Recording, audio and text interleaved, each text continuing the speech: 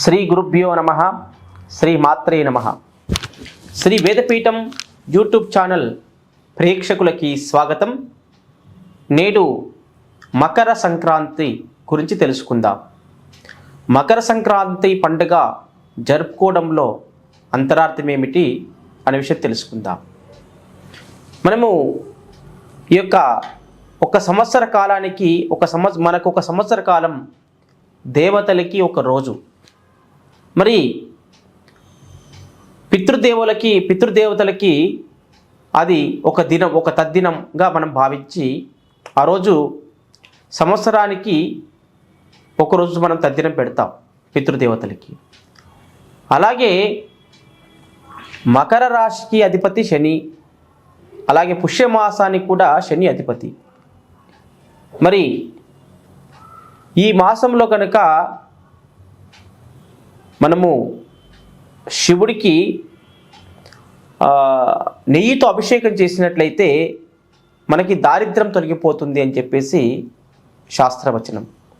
అలాగే మనం సంవత్సరం పొడుగునా కొన్ని విశేషమైనటువంటి పితృకర్మలు చేస్తాం. రుణాలు తీర్చుకోవడానికి, పితృదేవతలకు రుణం తీర్చుకోవడానికి కొన్ని విశేషమైన పర్వదినాలు ఉన్నాయి మనకి. అదొకటి మకర సంక్రాంతి రోజు, రెండవది దీపావళి సందర్భంగా, దీపావళి అమావాస్య సందర్భంగా, అలాగే ఈ యొక్క మహాలయ పక్షాలు, పుష్యమాసంలో వచ్చేటటువంటి మహాలయ పక్షాల్లో మనము ఈ యొక్క పితృకర్మల యొక్క ఆరాధన చేస్తూ ఉంటాం. కనుక ఈ పితృకార్యాలలో మనం పాలు పంచుకుంటే ఏం జరుగుతుంది అంటే, ఉదాహరణకి పిల్లలకి చదువుల్లో ఆటంకాలు ఏర్పడవు, పిల్లలకి సకాలంలో పెళ్ళిళ్ళు అవుతాయి, మరి సకాలానికి ఉద్యోగం కూడా వస్తుంది, మరి వాళ్ళ పిల్లలకు కూడా భవిష్యత్తు ఉంటుంది. ఇలా విశేషంగా ఈ యొక్క పితృకార్యాలు చేసే వాళ్ళకి పేరు ప్రతిష్టలు కూడా సిద్ధిస్తాయి. అలాగే మకర సంక్రాంతి పర్వదినాన్ని పురస్కరించుకొని మనకున్నటువంటి కటిక దరిద్రాన్ని కూడా పోగొట్టుకోవచ్చును. అది ఉదాహరణ ఏమిటంటే, పురాణంలో ఒక కథ ఉంది. ద్రోణాచార్యుడు తన భార్య కృపి ఇద్దరు కూడా బాగా కటిక దరిద్రాన్ని అనుభవిస్తుంటారు. వాళ్ళు భోజనం గురించి, వాటి ఆహార పదార్థం గురించి ఆలోచించకుండా ఎప్పుడు విద్య అని చెప్పేసి వెంపర్లాడేవాళ్ళు.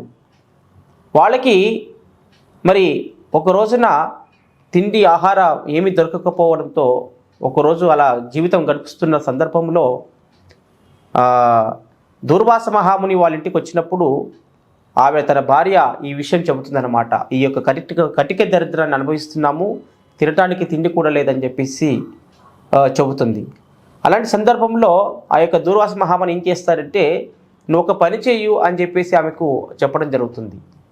నువ్వు పెరుగుని దానం చెయ్యి అని చెప్పి, మీరు పెరుగుని దానం చేసి శివుడికి రుద్రాభిషేకం చెయ్యు, అంత మంచి జరుగుతుందని చెప్తారు.